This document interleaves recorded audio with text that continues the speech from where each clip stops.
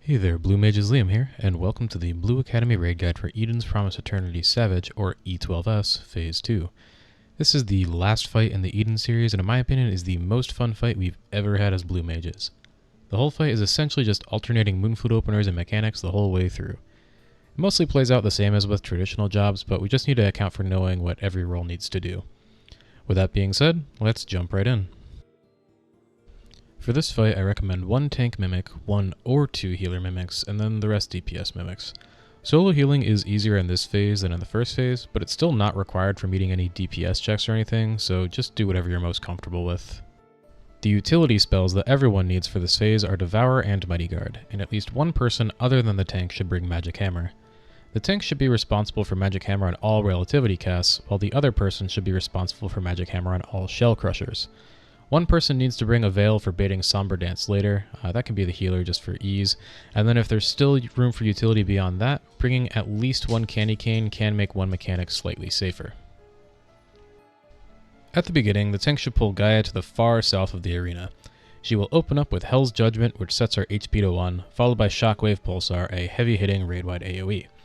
A well-timed White Wind Snapshot can immediately heal us to full, but if you're having trouble doing that, just Palm Cure the tank and have them White Wind to heal everyone back to full.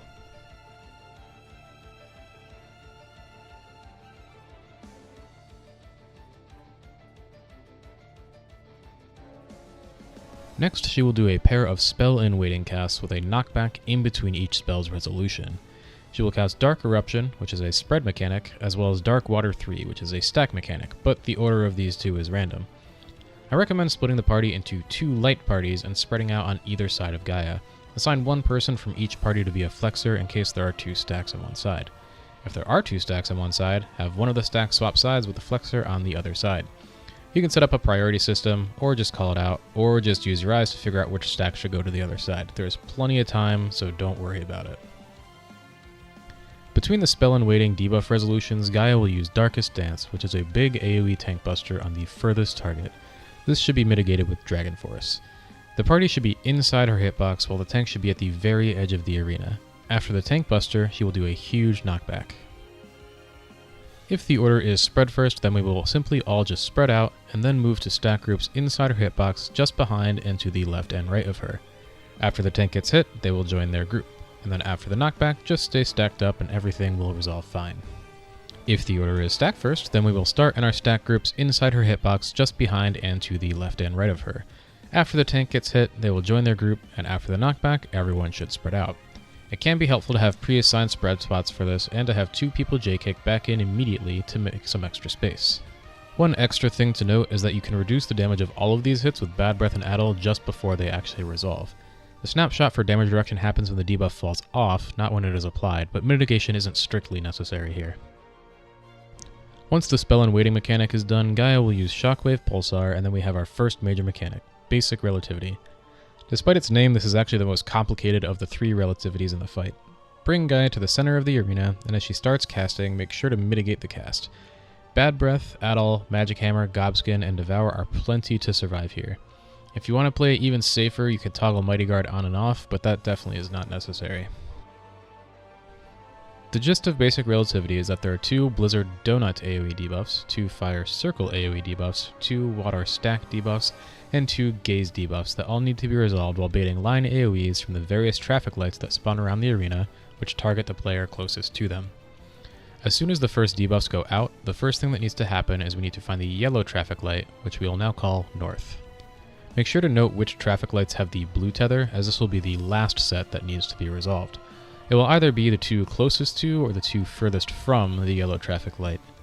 At the same time, the Blizzard debuffs need to quickly call out whether they intend to go east or west, simply saying, "I'm east ice" or something is sufficient. The east and west traffic lights are the ones that need to be baited first, and the Blizzard players will go to those traffic lights and bait the lasers facing south. Either the Fire or the Blizzard debuff will resolve first, they will be short, and the other one will be long, so it resolves second. If Fire is short, they will need to be a bit south of the boss and spread out so they don't hit each other. Everyone else can go towards the north side. If it's long Fire, they can also go north right away. The water debuffs should stand on the 2 northwest and northeast markers, and the gazes should be just north of the northernmost marker. And once the fires and first traffic lights resolve, the fires and blizzards should be inside the marker facing the boss. There is a ton of time to get into position in the north, so just use body language to indicate which side you are going to be on. For the water debuffs, if you see someone already on a marker, just go to the other marker. In this position, everyone should be safe from the gaze debuff, and the water debuffs should bait the second set of lasers without hitting anyone else.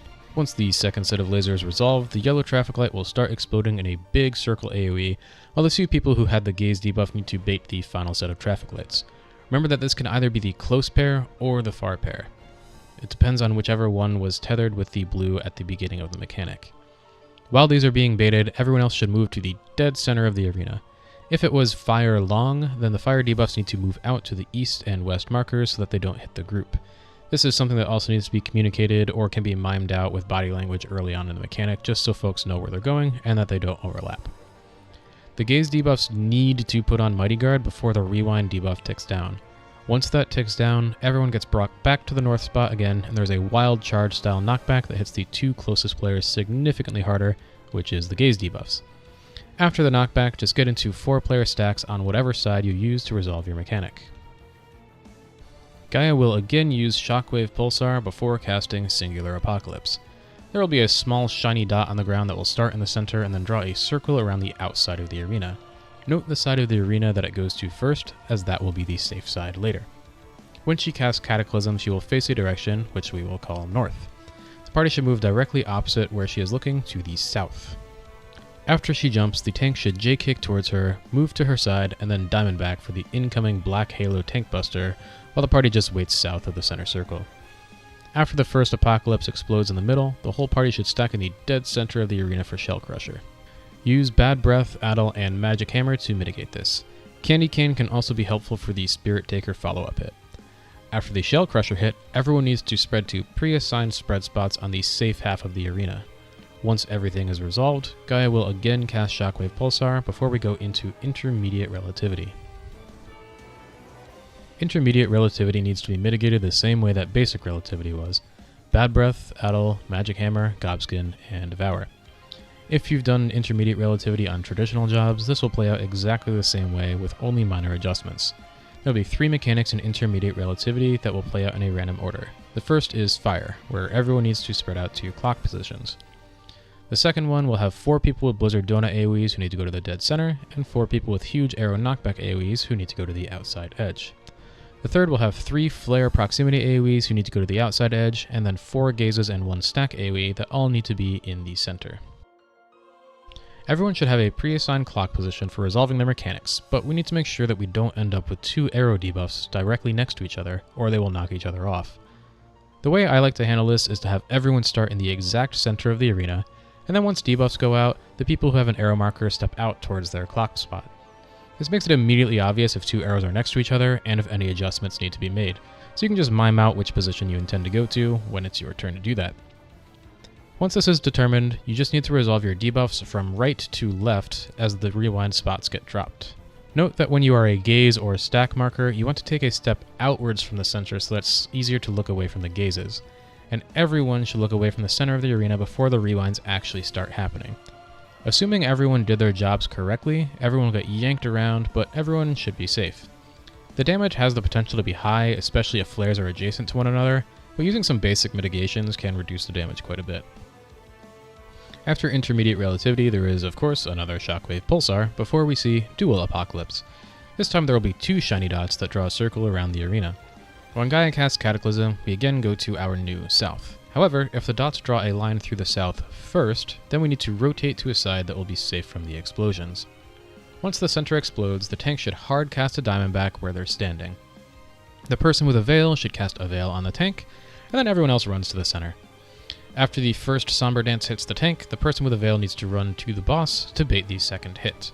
It hits the furthest person and then the closest person, but cannot hit the same person twice. However, using a veil, we can just put the damage on the tank twice.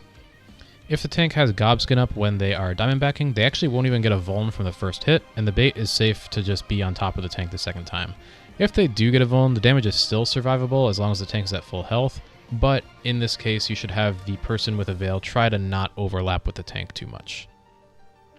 After the busters, Gaia will do another Shell Crusher and Spirit Taker combo. This can be handled the same as before, but this time people are able to spread to their clock positions and don't have to worry about the cataclysm explosions. After Spirit Taker, we will see another Shockwave Pulsar before going into Advanced Relativity. Despite its name, Advanced Relativity is actually the easiest one to resolve. The mechanic is a full downtime mechanic, so I recommend using Mighty Guard for the initial damage and keeping it on through the whole mechanic. The success of this mechanic depends entirely on the setup. For this, we will make a conga line from north to south. When the debuffs go out, the people with 2 arrow debuffs will step to the left, and the people with gaze debuffs will step to the right, leaving 4 fire debuffs in the conga line. From this, the northernmost arrow and gaze, and the 2 northernmost fires will be our north group, and everyone else will be the south group. Look for the 2 traffic lights that are tethered by the yellow line, as this dictates where north and south are. Once we've split into our groups, the resolution is exactly the same as it would be with traditional jobs. The double arrow person goes to the outside edge, with everyone else in their group just a step inwards. After the first hit, gaze moves clockwise just before the line on the ground, while everyone else moves counterclockwise just before the line on the ground. After the rewind snapshot, gaze and arrow step just barely over the line, while the fires keep rotating to the east-west line, with 1 person from each pair moving inwards and 1 person from each pair staying on the outside wall. It can be helpful to call things like I'm inner fire south or something like that, just so you don't have both fires trying to go to the same spot and overlapping. After the rewinds yank everyone around and resolve everything, there will be a knockback followed by the final water stack resolution. After the water stack finishes, take off Mighty Guard.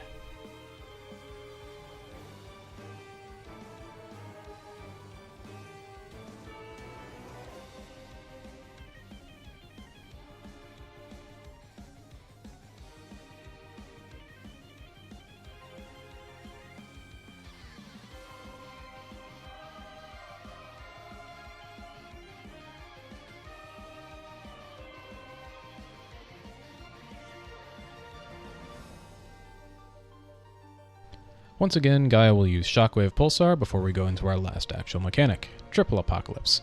This time there will be 2 shiny dots drawing a circle on the outside, while 1 will start in the middle before going out and drawing a circle. We need to immediately identify where the center one and one of the outside ones will meet, because that is where we need to move to first. Move to the spot where the shiny dots will meet just outside the center circle, and when it explodes, move back into the markers. The tank should be on the outside to bait Darkest Dance, and then after the initial jump, move to one of the knockback spots. It can take some practice to get the angle correct, but you should get knocked back and avoid the apocalypse explosions. There is one side that is technically easier depending on which direction the dots are rotating, so if someone wants to call that they can, but either side is safe for a knockback, and I never think about it and I just go to the same spot each time. After Triple Apocalypse, Gaia will do another Shockwave Pulsar followed by Black Halo. The tank can just Diamondback, and everyone needs to make sure they're not in front of her. After this, we go into Terminal Relativity, which is basically a soft enrage sequence before the hard enrage. If you get to this point, I recommend just putting on Mighty Guard and leaving it on through the entire sequence, as it is a ton of damage.